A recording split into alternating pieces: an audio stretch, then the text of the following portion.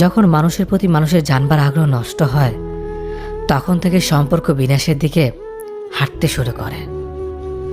আপনাকে জানতে হবে ঠিক কতটুকু বুঝবার পর কৌতূহল কমাতে হয়, কতটা হাঁটলে বিশ্রাম নেওয়া লাগে, কোথায় শুরু হলে কোথায় শেষ করাটা জরুরি। একজনকে ঠকিয়ে কিছু করার জন্য সামান্য হাসি হেসে নিলেও আজীবন কিন্তু ঠিকই এই অপরাধের শাস্তি ভোগ করতে হয়। যে মানুষটাকে ঠকানো হয় বা যার বিশ্বাস ভেঙে দেওয়া হয়, তার আকাশে খানিকক্ষণ কিছুটা বেদনার মেঘ জমলেও বেলা শেষে কিন্তু তার আকাশে আবার রংধনু দেখা যায়। সময় যেমন সবসময় সবার জন্য ভালো যায় না, তেমনি জীবনেও কখনো সবার সবসময় একই রকম থাকে না। বাস্তবতার চাপে পড়ে হোক আর ভাগ্যের জোরেই হোক, সেই ঠকে যাওয়া মানুষগুলো কিন্তু ঠিকই একদিন নিজের জীবনে সত্যিকারের সুখ খুঁজে পায়। অন্যদিকে বিশ্বাস ভাঙা মানুষগুলো কখনো নিজেদের বিশ্বাসঘাতকতার কাহিনী ভুলতে পারে না। একদিন না একদিন ঠিকই তাদের এই অপরাধের আফসোস হতে শুরু করে, আর এই আফসোসটাই তাদের জীবন একদম শেষ করে দেয়। রুহুর হায়ের বদলতে তাদের আকাশের রংধনু তো দূরের কথা, কখনো সূর্যের খানিকটা আলো দেখা যায় না। অভিশাপ দিতে হয় না, দীর্ঘশ্বাস বলো একটা কথা আছে। একটা জিনিস সবসময় লক্ষ্য করে দেখবেন, অল্পতে সন্তুষ্ট থাকা মানুষগুলোকে বেশি কষ্ট সহ্য করতে হয়। এসব মানুষদের জীবনে ভুল মানুষদের সংখ্যাই বেশি থাকে। যারা নিজেদের অবস্থা নিয়ে সন্তুষ্ট থাকে, তাদের জীবনের প্রতিটা মোড়ে কিছু না কিছু ছেড়ে আসতে হয় কিংবা ছেড়ে চলে যায়। এই দলে মানুষগুলো চাওয়া পাওয়ার খাতা খুলে দেখবেন হয়তো একটা সাদামাটা দিনের আবদার, যেখানে মানসিক শান্তিটাই তাদের বেঁচে থাকার কারণ। এদের স্বপ্নগুলো বিশাল আকাশের সমান হয় না। একটা ছোট্টখাটো চাকরি, পরিবার, প্রিয় মানুষ, ব্যাস এতটুকুই। এই এতটুকু স্বপ্ন নিয়ে বাঁচতে তাদের রোজ হাড়ভাঙা পরিশ্রম করতে হয়। একটা স্বপ্ন পূরণে কত কিছু বিসর্জন দিতে হয়। আমি সেই দলের মানুষদের মধ্যেই পড়ি।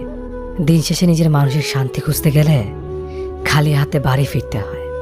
সাধারণত মধ্যবিত্ত পরিবারের স্বপ্নগুলো অনেক সাদামাটা হয়, কিন্তু বেঁচে থাকা লড়াইটা কোনো বিশ্বযুদ্ধ থেকে কম না।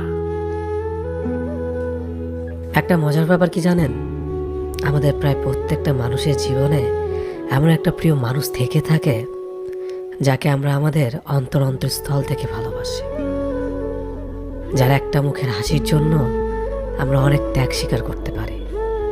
কিন্তু দুঃখের ব্যাপার কি জানেন, আমরা অনেকেই ভালোবাসাটা নিয়ে সুখী না। সারাক্ষণ প্রিয় মানুষটা আমাদেরকে একটা ডিপ্রেশনে রাখে।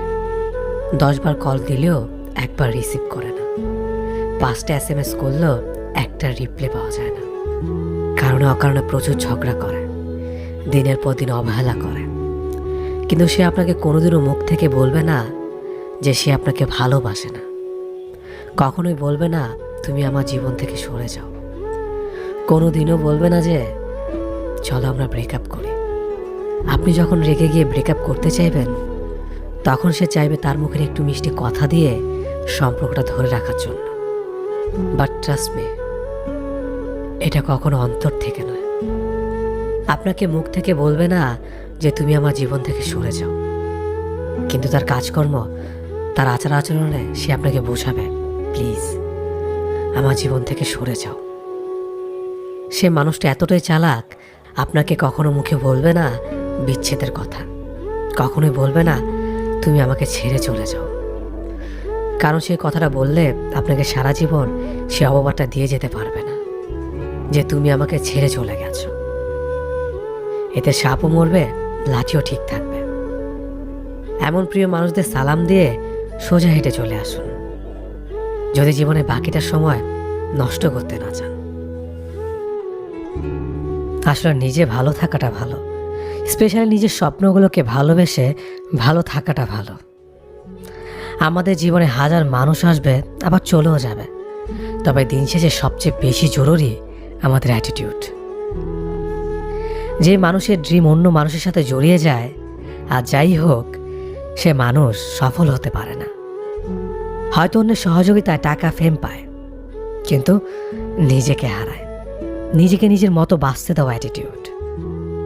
বাইরের পরিস্থিতি বারবার এফেক্ট করবে, তবে ভেতরটা একদম ইস্পাত করে তুলতে হবে। এগুলো আসলে আমার রিয়েলাইজেশন। আপনি যখন কিছু মানুষকে বেশি প্রায়োরিটি দিয়ে ফেলেন, তখনই মানুষগুলো সবার কথা ভাবলেও আপনাকে সাধারণ ভাবা শুরু করবে। যারা আপনাকে একবার কষ্ট দিয়েছে, আপনি চুপচাপ থাকলেও ওরা বারবার আপনাকে কষ্ট দিবে। বিশ্বাস করুন, এতে তাদের কিছু যায় আসে না। দুনিয়া আপনাকে ছাড়া বাঁচতে পারে, আপনিও দুনিয়া ছাড়া বাঁচতে শিখুন। মুখোশ পরা মানুষগুলো থেকে দূরে থাকুন। নিজেকে ফুটবল বানানোর চেয়ে বল বানিয়ে লাথি মারতে শিখুন। শুধু নিজেরটা ভাবতে শিখুন, ভালো থাকবেন তাহলে। আসলে কি ছেলেদের কাঁদতে হয় না? ছেলেদের কি কোনো আবেগ নেই? না, আবেগ থাকতে নেই। বেশিরভাগ সময় ছেলেদের প্রতি বলতে শোনা যায়, ছেলেদের কাঁদতে নেই, ছেলেদের কাঁদলে মানায় না। কাঁদা মেয়েদেরই কাজ, অনেকটা উত্তরাধিকার সম্পত্তির মতো। উত্তরাধিকার সম্পত্তি তো ছেলেরাও পায়, মেয়েদের চেয়ে বেশি পায়। তবে কেন ছেলেদের কাঁদতে নেই? এসব উপদেশের কারণে ছেলেদের চোখের পানি এমনিতেই শুকিয়ে যায়।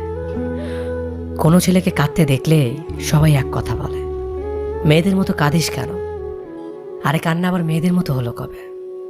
ছেলেদের চোখের পানি অতি লজ্জার বিষয়, কিন্তু ছেলেদের চোখের পানি যতই লজ্জার বিষয় হোক না কেন, ছেলেরাও কাঁদে, নীরবে কাঁদে, কাছের কোনো প্রিয় বন্ধুর কাছে কাঁদে। যদিও এখন আর সে আগের রকম বন্ধু পাওয়া যায় না, এখন শুধু সেলফি তোলার বন্ধু পাওয়া যায়। নিজে নিজে কাঁদে যাতে কেউ দেখতে না পায়।